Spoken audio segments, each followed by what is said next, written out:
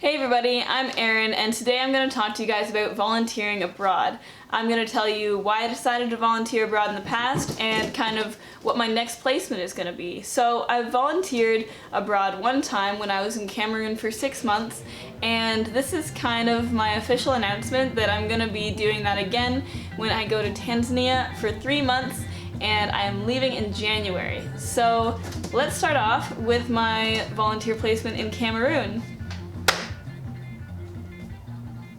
So while I was in Cameroon, my main role was to work with this organization in one of CUSO's partner organizations called Cameroon Ecology.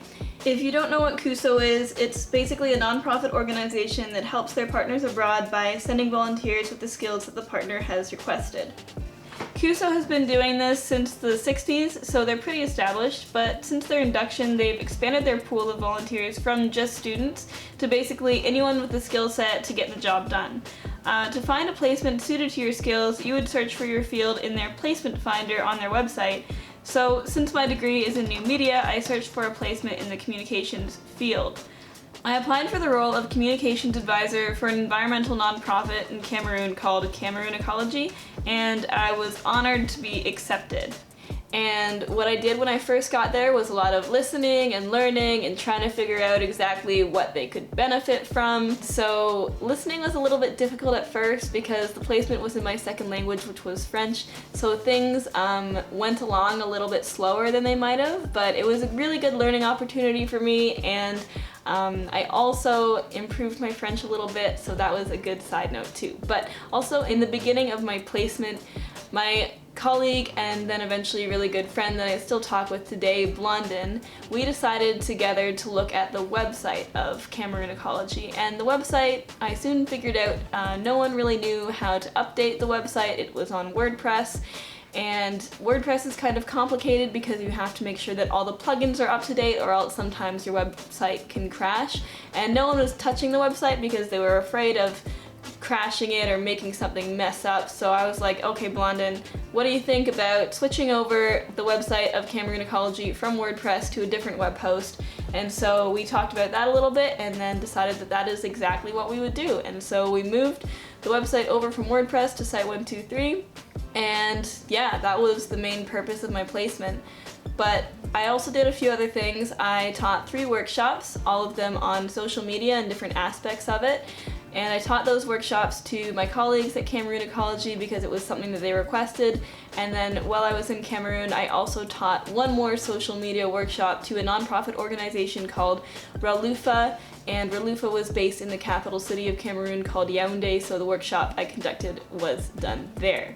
So yeah, that is kind of like the quick summary of what I did while I was in Cameroon. Now why don't I tell you a little bit about what I'm going to be doing when I'm in Tanzania. The basic, simple version of what I tell people I'll be doing when I go to Tanzania is that I'll be helping female entrepreneurs with the marketing and promotion of their agricultural businesses. But it is a little bit more complicated than that. So CUSO partnered up with an organization in Europe called VSO, and the two of them partnered up about 5 years ago to put together this project called TLED. So TLED is the project that I will be going to Tanzania to support. It is a project that helps entrepreneurs and farmers with overcoming barriers that they face when it comes to getting funding and meeting the standards of investment firms. And it also has a focus on female entrepreneurs, which is something that I really like. So the program has been going on for 5 years, but it is in the final few months of the program right now, so it is wrapping up with a goal to be completely wrapped up by April. So my role in that project, and kind of the role of every volunteer who's helping out with that project, is to make sure that all the entrepreneurs that we are helping out with this project are equipped with the resources and with the skills and knowledge and everything like that in order to make sure that their businesses are sustainable. So now to get a little bit more specific about what my role entails and what exactly I'll be doing in Tanzania. The first thing that I'll be doing is I will be listening and learning about everything that the project has done so far, and I'll be learning about like what barriers exactly these entrepreneurs are facing when it comes to being eligible for international funding. The second thing I'll be doing is developing a marketing strategy so that we can leave the entrepreneurs with a tangible plan of action. And the next thing, which is probably the most crucial thing to my role and also the thing that I'm most excited about because of my cultural anthropology background, is the capturing of the stories of the entrepreneurs and of the volunteers and of other people associated with this program. So capturing these stories will be done through interviews, and then those interviews will be translated into written articles and then also into videos. I'm excited to share these videos with you, so subscribe if you want to see them too. Another aspect of my role will be media relations, so I'll be developing relationships with local media outlets and then submitting these articles and videos to those local media outlets so that we can get the stories of the entrepreneurs out there as well as the success stories that TLED has helped to foster too. So the main goal of this project is to make sure that once TLED wraps up, the entrepreneurs who were involved with TLED will be left with a nice tight business strategy and marketing strategy that they'll be able to present to potential investment firms and qualify for foreign direct investment. So now I have a question for you guys. Do you donate to a charity already?